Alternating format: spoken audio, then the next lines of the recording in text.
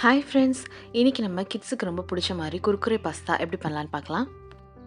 வீடியோக்குள்ளே போகிறதுக்கு முன்னாடி நீங்கள் இன்னும் நம்ம சேனலை சப்ஸ்கிரைப் பண்ணலைன்னா மறக்காமல் சப்ஸ்கிரைப் பண்ணிடுங்க. ஒரு பாத்திரத்தில் 2 கப் தண்ணி சேர்த்துக்கிறேன். 1 டேபிள் ஸ்பூன் உப்பு சேர்த்துக்கிறேன். பாஸ்தா ஒட்டாமல் வரணுங்கிறதுக்காக 1 டேபிள் ஸ்பூன் எண்ணெய் சேர்த்துக்கிறேன். இதை நல்லா கலந்து விட்டதுக்கப்புறமா தண்ணி நல்லா கொதிக்கட்டும். தண்ணி நல்லா கொதிச்சதுக்கப்புறமா இது கூட 1 கப் பாஸ்தா சேர்த்துக்கிறேன். நான் எடுத்துருக்கிறது மேக்ரோனி பாஸ்தா. இது 5லேருந்து 7 நிமிஷத்துக்கு நல்லா குக் பண்ணிக்கலாம். இதோட சைஸ் டபுளாகி வர வரைக்கும் நம்ம குக் பண்ணிக்கலாம். இது ஓவர் குக் பண்ணிட்டோம்னா ஷேப் மாறிடும், அதனால் பார்த்து குக் பண்ணிக்கோங்க. இப்போ இதோட சைஸ் டபுள் ஆகிடுச்சு. ஒன்று எடுத்து செக் பண்ணி பார்க்கலாம். இது கரெக்டாக பாயில் ஆகிருக்கு. இதுக்கு மேலே குக் பண்ணோம்னா ரொம்ப மேஷ் ஆயிரும். பாஸ்தாவெல்லாம் நல்லா ட்ரைன் பண்ணதுக்கப்புறமா இது கூட ஐஸ் வாட்டர் சேர்த்துடலாம். அப்போ தான் ஓவர் குக் ஆகாமல் இருக்கும். தண்ணி எல்லாம் கம்ப்ளீட்டாக ட்ரைன் ஆனதுக்கப்புறமா இது கூட 2 டேபிள் ஸ்பூன் மைதா சேர்த்துக்கிறேன்.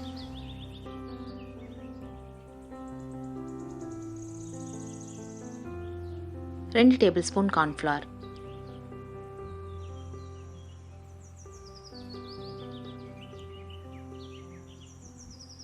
இந்த மாவு எல்லாத்தையுமே இந்த பாஸ்தாவோட கோட் ஆகிற மாதிரி நல்லா கலந்து விட்டுக்கோங்க.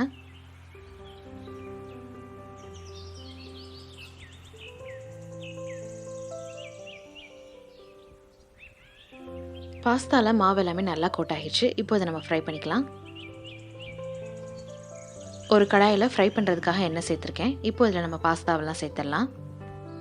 இது மீடியம் ஃப்ளேமில் வச்சு 5லேருந்து 6 நிமிஷத்துக்கு ஃப்ரை பண்ணிக்கலாம். எல்லா பக்கமும் நல்லா ஃப்ரை ஆகி வர மாதிரி அப்பப்போ திருப்பி விட்டுக்கோங்க.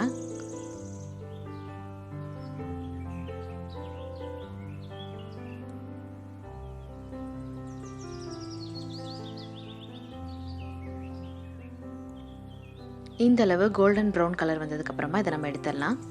எக்ஸஸ் ஆயிலை ரிமூவ் பண்ணுறதுக்காக இதை டிஷ்யூ பேப்பரில் சேர்த்துருக்கேன். இப்போ இதை நம்ம ஒரு பவுலில் மாற்றிட்டு இது கூட 1 டீஸ்பூன் மிளகாய்த்தூள் சேர்த்துக்கிறேன். கிட்ஸுக்கு கொடுக்குறனால காரம் கம்மியாக சேர்த்துருக்கேன். அடுத்து இது கூட 1 டீஸ்பூன் கரம் மசாலா சேர்த்துக்கிறேன். உங்களுக்கு சாட் மசாலா பிடிக்கும்னா இதுக்கு பதிலாக நீங்கள் சாட் மசாலா சேர்த்துக்கோங்க. அடுத்ததாக கொஞ்சமாக உப்பு சேர்த்துக்கிறேன். நம்ம வேக வைக்கும் போதும் உப்பு சேர்த்துருக்கோம், அதனால் பார்த்து சேர்த்துக்கோங்க. இந்த மசாலா எல்லாமே இந்த பாஸ்தாவோட கோட் ஆகிற மாதிரி நல்லா கலந்து விட்டுருங்க. அவ்வளோதான், ரொம்பவே கிறிஸ்பி அண்ட் டேஸ்டியான நம்மளோட குர்குரே பாஸ்தா ரெடி ஆயிடுச்சு. இந்தியன் ஸ்டைல் பாஸ்தா ரெசிபி எப்படி பண்ணலான்னு பார்க்கலாம். இந்த ரெசிபியை நம்ம பிரேக்ஃபாஸ்ட்டுக்கும் இல்லைனா ஈவினிங் ஸ்நாக்ஸுக்கும் கொடுக்கலாம். பாஸ்தா வேக வைக்கிறதுக்காக ஒரு பாத்திரத்தில் 2 கப் தண்ணி சேர்த்துக்கிறேன். இது கூட 1 டேபிள் ஸ்பூன் உப்பு சேர்த்துக்கிறேன். பாஸ்தாலாம் ஒட்டாமல் வரணுங்கிறதுக்காக 1 டேபிள் ஸ்பூன் எண்ணெய் சேர்த்துக்கிறேன். தண்ணி நல்லா கொதிச்சதுக்கப்புறமா இது கூட 250 கிராம் பாஸ்தா சேர்த்துக்கிறேன்.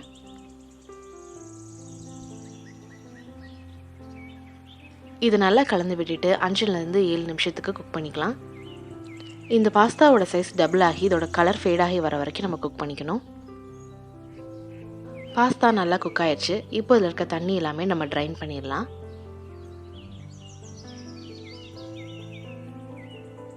இந்த தண்ணி எல்லாமே ட்ரைன் பண்ணதுக்கப்புறமா இது மேலே ஐஸ் வாட்டர் சேர்த்துக்கிறேன். இப்படி பண்ணுறனால இது ஓவர் குக் ஆகாமல் இருக்கும். இப்போ நம்ம சேர்த்த தண்ணி எல்லாமே கம்ப்ளீட்டாக ட்ரைன் ஆகட்டும். அதே கடாயில் 2 டீஸ்பூன் எண்ணெய் சேர்த்துக்கிறேன். எண்ணெய் நல்லா காஞ்சதுக்கப்புறமா இது கூட ஸ்லைஸ் பண்ணி வச்ச ஒரு பெரிய வெங்காயம் சேர்த்துக்கிறேன். இது ஒரு 2 நிமிஷத்துக்கு நம்ம வதக்கிக்கலாம்.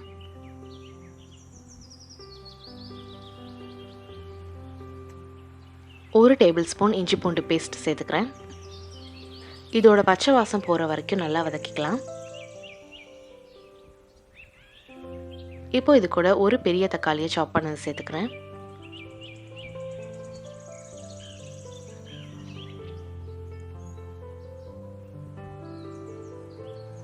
இந்த மசாலாவுக்கு தேவையான உப்பு சேர்த்துக்கிறேன். நம்ம பாஸ்தா வேக வைக்கும் போது உப்பு சேர்த்துருக்கோம், அதனால் பார்த்து சேர்த்துக்கோங்க.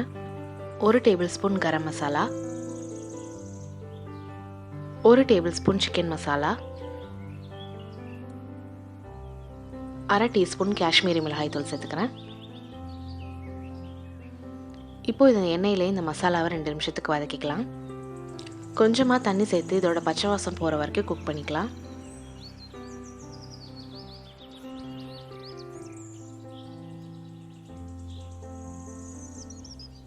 இப்போ இது கூட வேக வச்சுருந்த பாஸ்தா எல்லாத்தையும் சேர்த்துடலாம். இது கூட தண்ணி சேர்க்கணும்னு அவசியம் கிடையாது. இந்த மசாலாவோட இந்த பாஸ்தா நல்லா குக் ஆனால் போதும். இதை நல்லா கலந்து விட்டதுக்கப்புறமா உப்பு காரம்லாம் செக் பண்ணிக்கோங்க. பாஸ்தாவை நம்ம ஏற்கனவே வேக வச்சதுனால இந்த மசாலாவோட நல்லா சேர்ந்து 2-3 நிமிஷத்துக்கு குக் பண்ணால் போதும். கடைசியாக இது கூட கொஞ்சமாக கொத்தமல்லி இலை தூவிட்டு நல்லா கலந்து விட்டுட்டு இதை சர்வ் பண்ணிடலாம். ரொம்பவே சிம்பிளாக வீட்டில் இருக்க இன்க்ரீடியன்ஸ் வச்சு இந்த பாஸ்தா ரெசிபி செஞ்சிட்டோம்.